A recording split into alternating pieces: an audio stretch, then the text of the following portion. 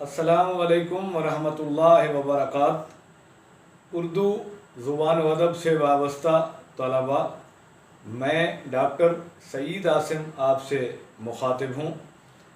آج کی اس مختصر ویڈیو کے لیے میں نے جن چند الفاظ کا انتخاب کیا ہے وہ ایسے الفاظ ہیں جن کا تلفظ دو صورتوں میں ادا کیا جاتا ہے اور دو صورتوں میں تلفظ ادا ہونے کی وجہ سے ان الفاظ کا معنی یا مطلب بدل جاتا ہے، اور عام طور پر آپ کو بھی یا ہمارے دوسرے تعلیم یافتہ لوگوں کو بھی اس دو طرح کے تلفظ کا علم نہیں ہوتا، چنانچہ اکثر تحریر میں یا گفتگو میں ان الفاظ کو غلط تلفظ کے ساتھ ادا کر دیا جاتا ہے، جس کا نقصان یہ ہوتا ہے کہ ایک تو تلفظ لفظ کا بگڑ جاتا ہے، دوسرا مسئلہ یہ پیدا ہو جاتا ہے کہ تلفظ بگڑنے سے لفظ کا مطلب یا معنی بدل جاتا ہے۔ تو ان چند الفاظ میں پہلا لفظ ہے عالم۔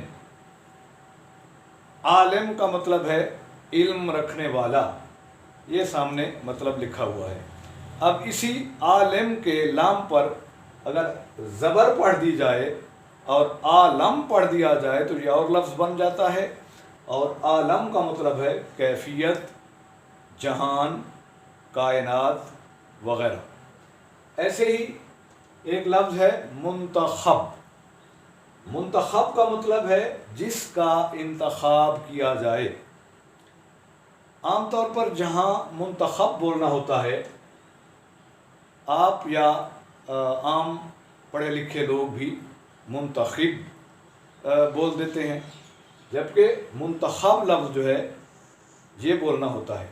تو منتخب کا مطلب ہے جس کا انتخاب کیا جائے، اور منتخب کا مطلب ہے انتخاب کرنے والا۔ منتخب کا مطلب ہے انتخاب کرنے والا۔ اسی طرح منتظر اور منتظر کا فرق ہے۔ منتظر کا مطلب ہے انتظار کرنے والا شخص، اور منتظر کا مطلب ہے جس کا انتظار کیا جائے۔ یہ دیکھیں سامنے معنی لکھا ہوا ہے۔ تو منتظر کا مطلب جس کا انتظار کیا جائے۔ علامہ اقبال کا بڑا معروف شعر ہے، کبھی آئے حقیقت منتظر نظر آ لباس مجاز میں، کہ ہزاروں سجدے تڑپ رہے ہیں میری جبین نیاز میں۔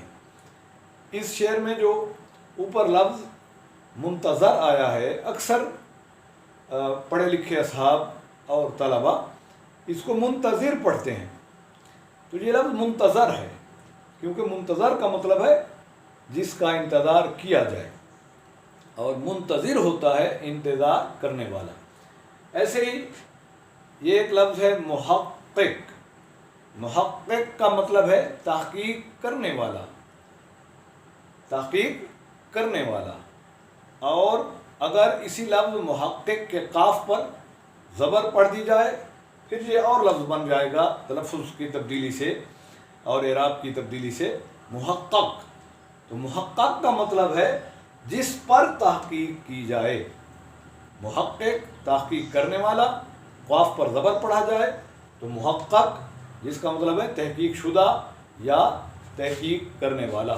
تو آج کے لیے یہ چند الفاظ تلفظ کے اعتبار سے اور معنوی اعتبار سے میرے ذہن میں آئے تھے، تو میں نے سوچا کہ آپ کے گوش گزار کر دوں، اپنا تلفظ بھی درست کیجئے اور اپنی ووکیبلری یعنی ذخیرہ الفاظ بڑھانے کے لیے ان الفاظ کا یا اس طرح کے معروف الفاظ کا درست معنی یا مطلب بھی ذہن نشین کر لیجئے، تاکہ آپ کی اردو تلفظ کے اعتبار سے بھی درست ہو اور معنوی اعتبار سے بھی کہیں کوئی غلطی نہ ہو جائے۔ آج کے لیے اتنا کافی ہے، اجازت دیجئے، اللہ حافظ۔